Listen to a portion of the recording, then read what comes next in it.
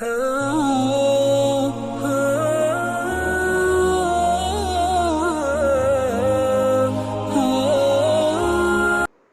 वालेकुम। उम्मीद है कि आप सब खैरियत से होंगे। अल्लाह ताला आपके हक़ में आसानियाँ पैदा करे और बहुत ज़्यादा कामयाबियों से नवाज़े। आज का जो हमारा टॉपिक है वो बहुत बहुत ज़्यादा इम्पॉर्टेंट है। वो इम्पॉर्टेंट इसलिए है कि हमारी सोसाइटी में ये बीमारी फैलती चली जा रही है और इसका रुकने का कोई भी इम्कान नज़र नहीं आ रहा। ये ऐसी बीमारी है जिसकी वजह से इंसान का ईमान ख़राब हो रहा है, इंसान में फ्रस्ट्रेशन बढ़ रही है, एंग्ज़ायटी का वो शिकार हो रहे हैं, उनके डिसीजंस चेंज हो रहे हैं, मतलब सेकंड्स में डिसीजंस चेंज हो रहे हैं। ये ऐसी बीमारी है और इस बीमारी की वजह से इंसान कम्प्लेक्स का शिकार हो गया है। और आपको पता है कि जब कोई इंसान कम्प्लेक्स का शिकार हो जाता है, उसके अंदर एहसास कमतरी वो आना शुरू हो जाती है, तो वो फिर एक बुराई नहीं करता बल्कि वन टाइम में वो 100 बीमारियों में मुब्तला हो जाता है, उसको 100 इश्यूज़ आना शुरू हो जाते हैं, उसको बेतहाशा प्रॉब्लम्स होना शुरू हो जाती है। तो अपने टॉपिक की तरफ चलती हूँ। हमारा आज का टॉपिक है शर्म हया, जो कि हमारे माशरे से रुखसत हो चुकी है, इंतकाल फरमा गई है और मुश्किल ही है कि वो दोबारा ज़िंदा हो।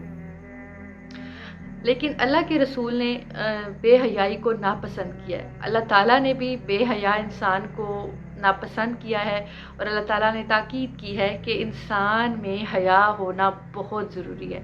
यहाँ तक फरमाया है कि हया ईमान का हिस्सा है।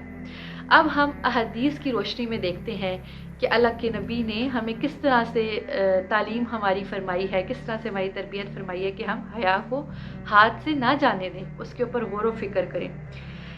पहली हदीस है मेरे पास जो सैयदना उन्स रज़ी अल्लाह ताला अन्हा से रिवायत है कि रसूल करीम सल्लल्लाहु अलैहि वसल्लम ने इरशाद फरमाया, बेशक दीन की एक खसलत होती है और इस्लाम की खसलत हया है। यहाँ से आप अंदाज़ा लगाएं कि नबी सल्लल्लाहु अलैहि वसल्लम ने कहा कि दीन की एक खसलत है, यानी नेचर होती है ना, हर दीन की एक नेचर है, वो किसी ना किसी नेचर पे डिज़ाइन हुआ हुआ है। तो जो इस्लाम, जो हमारा दीन डिज़ाइन हुआ है ना, वो उसका पहला जो आप उसको देखते हैं ना, आप समझते हैं कि दीन में अगर आपने एक चीज़ देखनी है ना, तो वो सामने एक वर्ड आएगा कि हया।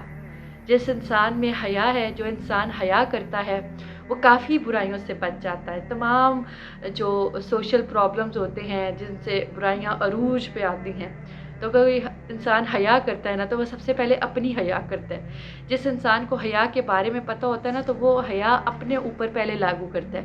और जिस इंसान को हया आती है, जिस इंसान के अंदर शर्म व हया होती है, तो वो डरता है कि कोई उससे ऐसा काम ना हो जाए जिससे उसकी इज़्ज़त पे हर्फ आए।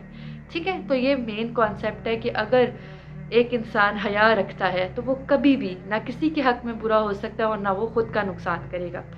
नेक्स्ट हदीस की तरफ चलते हैं। अगली हदीस बुखारी शरीफ से ली गई है, जिसका नंबर है 9। सैयदना अबू हुरैरा रज़ी अल्लाह ताला अन्हा से रिवायत है कि रसूल करीम सल्लल्लाहु अलैहि वसल्लम ने फरमाया, ईमान की 60 से कुछ ऊपर शाखें हैं और हया भी ईमान की एक शाख में से है।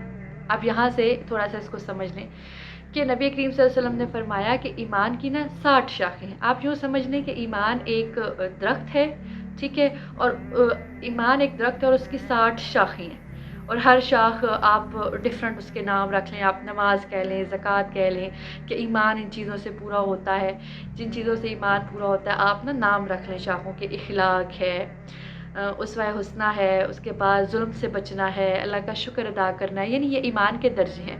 और 60 से ऊपर शाखें हैं और उनमें से एक शाख हया है, यानी ईमान को जो चीज़ पूरा करती है वो आपकी हया है। होप सो कि आपको ये हदीस समझ आ गई होगी। अगली हदीस जो है वो तिरमिज़ी शरीफ से ली गई है, जिसका नंबर है 2009।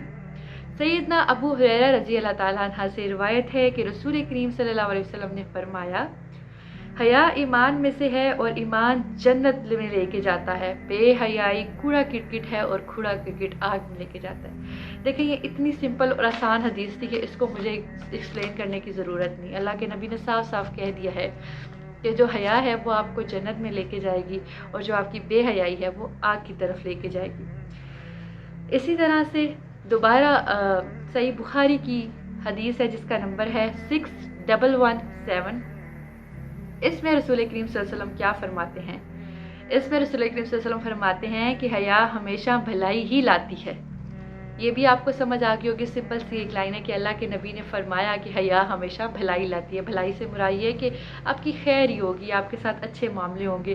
ظاہری سی بات ہے، آپ اپنی عزت کا اور دوسروں کی عزت کا خیال رکھیں گے تو ایسا ممکن نہیں ہے کہ آپ کی عزت پہ حرف آئے۔ اگلی حدیث مسلم شریف سے ہے جس کا نمبر ہے 157۔ سیدنا عمران رضی اللہ تعالیٰ عنہ سے روایت ہے کہ رسول کریم صلی اللہ علیہ وسلم نے فرمایا، حیا ساری کی ساری خیر ہے۔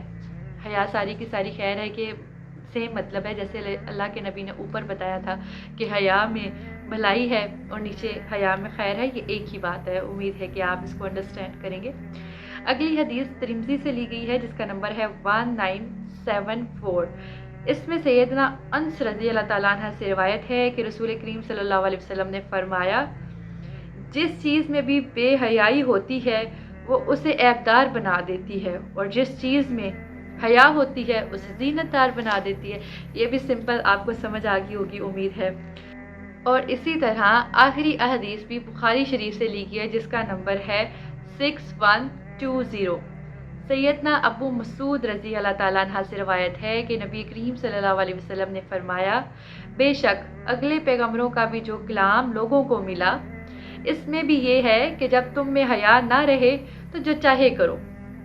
اب آپ سمجھے اس بات کا مطلب کیا ہے کہ اللہ تعالیٰ کے نبی نے فرمایا کہ میں آپ کا نبی ہوں، اور جو آپ سے پہلے والے نبی اور پیغمبر آئے ان کی قوموں کو بھی یہی درس دیا گیا تھا کہ حیا کو سنبھالے رکھو۔ اگر تم میں حیا نہیں ہے تو پھر اس کے بعد آپ جو مرضی کرتے پھریں، اس سے کوئی فرق نہیں پڑتا۔ حیا ختم ہوگی تو آپ کا جو سارا وہ کردار ہے وہ ایک پرابلم میں آ جاتا ہے، آپ کا جو کردار ہے وہ خراب ہو جاتا ہے۔ تو اس لیے اپنے کردار کی حفاظت کرنی چاہیے، اپنے ایمان کی حفاظت کرنی چاہیے، بیکاز ایٹ دی اینڈ ہمیں ان چیزوں سے ہی فائدہ ملنا ہے۔ یہ مال، پیسہ، دولت جتنا بھی بنتا ہے، جو بھی ہے، یہ زندگی کی ضرورتیں ہیں، دنیا کی ضرورتیں ہیں، ہماری ضرورتیں ہیں، لیکن ہماری روح کی ضرورت یہ گھر، پیسہ اور ان کے اوپر انویسٹمنٹ نہیں ہے۔ ہماری روح کی ضرورت ہے اپنے ایمان کے اوپر انویسٹمنٹ، اپنے کردار کے اوپر، اپنے اخلاق کے اوپر انویسٹمنٹ۔ ہوپ سو کہ آپ کو یہ والی جو ویڈیو ہے وہ پسند آئی ہوگی۔ میرے چینل کو ایز یوزول شیئر کر دیجئے، لائک کر دیجئے تاکہ لوگوں کا بھی بھلا ہو سکے۔ کچھ اچھا آپ سنیں تو آگے فارورڈ کر دیا کریں تاکہ اللہ تعالیٰ آپ کے نامۂ مال میں بھی نیکیاں ڈالتا رہے۔ کل نئی ویڈیو کے ساتھ، نئے ٹاپک کے ساتھ آپ سے پھر ملاقات ہوگی۔ اللہ حافظ۔